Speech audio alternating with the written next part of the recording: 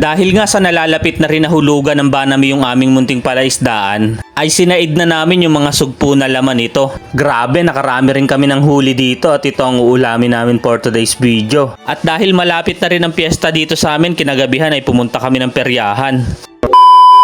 What's up sa inyo mga koys, today ngayong araw sa ayaw nyo't hindi ay isasama namin kayo sa aming trip. Kasama ko ang aking pamangkin at ang aking tatay ay pupunta nga pala kami sa aming munting palaisdaan. Andun kasi yung kapatid ko at mga kaibigan, hinuhuli nila at sinasaid yung mga sugpo. Papalitan kasi namin to ng hipong Banami, mas mabilis at maganda kasi lumaki yon. Hindi kasi pwede magsama ang Banami at sugpo sa iisang lugar, nagkakainan sila. Pagkarating ko nga dito ay kinakapa na pala nila. Yun nga lang hindi ganong kalow tide kaya medyo nahihirapan silang kapain yung mga sugpo. Pero habang nalalabo yung tubig at patagal ng patagal ay medyo may nahuhuli na rin sila. Kung matatandaan nyo nung mga nakaraan ay meron din kami mga paligaw na bangos dito. Naani na namin sila, yun nga lang hindi sila masyadong lumaki. Hindi kasi namin sila masyadong natututukan ng pag-aalaga. Sa mga ganitong pagpapalaisdaan talaga kailangan hands-on ka. Nitong mga nakaraan kasi marami rin kaming mga ginagawa kaya hindi namin masyadong natututukan. Pero ngayon napagdesisyon na namin na hulugan muna ito ng mga hipong Banami.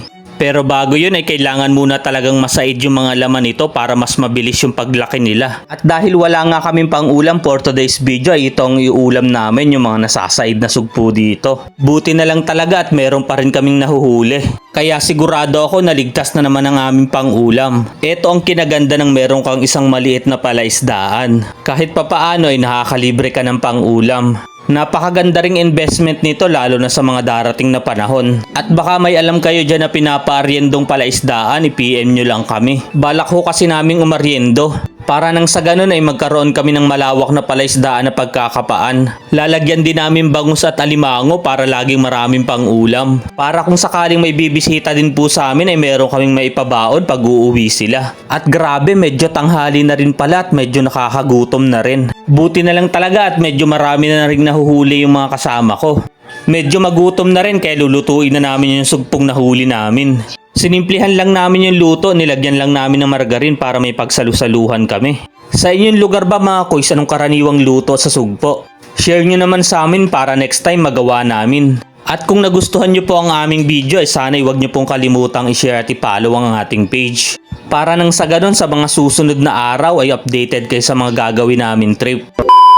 After a long day at dahil magpepiesta na rin dito sa amin ay nagkayayaan kaming pumunta ng peryahan. Dito na rin kami nag-food trip kasama ang aming pamilya at mga kaibigan. Konti lang ang tao ngayon, medyo gabi na rin kasi kami nakapunta. Pero ang mahalaga ay sama-sama kayo at masayang kumakain sa iisang lamesa. Maraming salamat sa panonood at sa inyong pagsama. Hanggang sa muli, ako si Kuya Jay.